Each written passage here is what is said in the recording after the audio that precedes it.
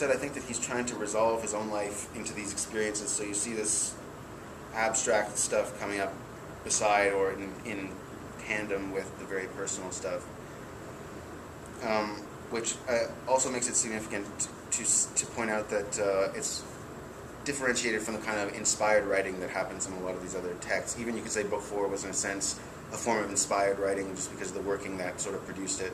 And like, there's no indication of anything like that with Crowley in the Book of Lies. He says that, I mean, in his confessions, he pretty much said that he wanted to write it. He doesn't really go into the background of what prompted it. In pretty much every other case, it was, you know, like a spirit will give him some kind of instruction, he's reacting to that, or, you know, he got something from his holy guardian angel in the case of the Book of the Law, and he's reacting to that. Like, a lot of his books are a reaction to that. He works with the Enochian system and the vision of the voice, and then he has a reaction to that and has to like go on to explain that further. And in a way, you could say that the Book of Lies is a deeper reaction to everything that came before it. But this was one that proceeds a lot more from Crowley kind of making a decision to be like, okay, I'm going to do this, than I think a lot of the other ones necessarily are. That's just my opinion, I guess. This is also an opportunity for Crowley to sort of express some of the ways he's reformulated the Golden Dawn rituals since they kind of became available to people in general and stuff like that. And he's this is, of course, before, like I said, before Book 4, so it's the first way, it's time that he's really kind of putting that out there. So this was a really big deal for him to do that. There's no point talking about the Star Ruby and Star Sapphire because that's pretty obvious. But there's other things that are less obvious that people don't talk about as much that I think should be pointed out as very useful as well. I mean, like, there's the Cry of the Hawk, where Crowley sort of reformulates the Lord's Prayer along sort of the lines of Horus. And that's just sort of, maybe there are a lot of people who use that in their rituals and stuff like that all the time, and I just don't know about it, but I don't hear it talked about a lot.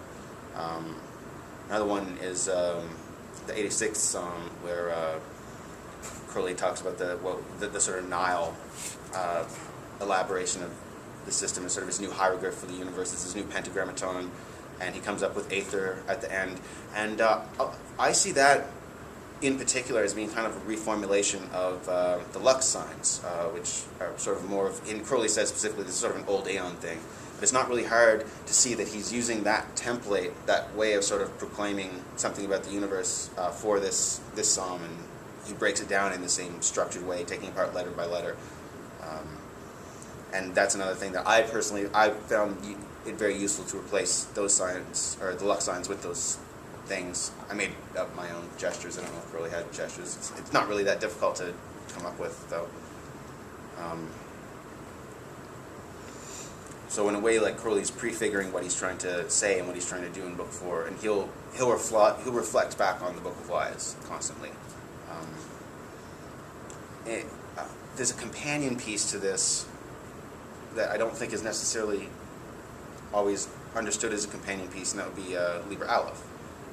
In the sense that Liber Aleph is another book where Crowley's taking the number and using that to explain the chapter. I mean, there his magical letters to his son or whatever, but I find it very helpful if something is not necessarily clear in the Book of Lies to look at the corresponding number in Liber Aleph, because it's another time that Crowley's trying to express the number. He's just doing it through a slightly different way. So if you kind of find the ways that these are connected, then it says something about the abstract number and the idea that he's trying to express through that. And you can kind of do that with the tarot as well, but that only works for like the much lower numbers. And Crowley's clear in the Book of Lies which tarot cards reflect on what. So that's another way of kind of expanding that system out and reaching out to more ideas in the Thelemic corpus.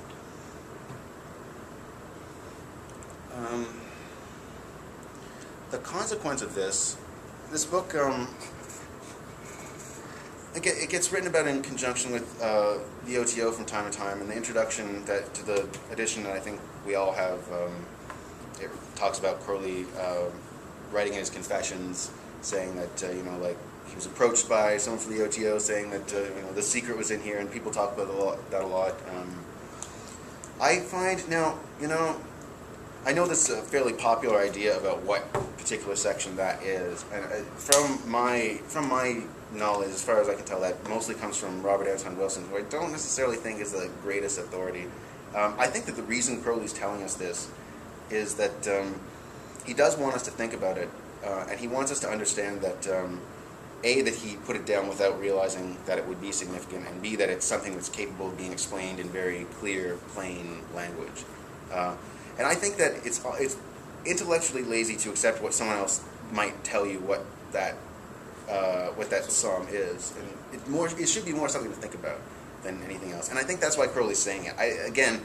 Crowley's not trying to hide a prize at the end where you figure out the secret of the OTO by figuring out which psalm it is, and then you can kind of set it down or whatever. It's more of something that has to be engaged and has to be considered.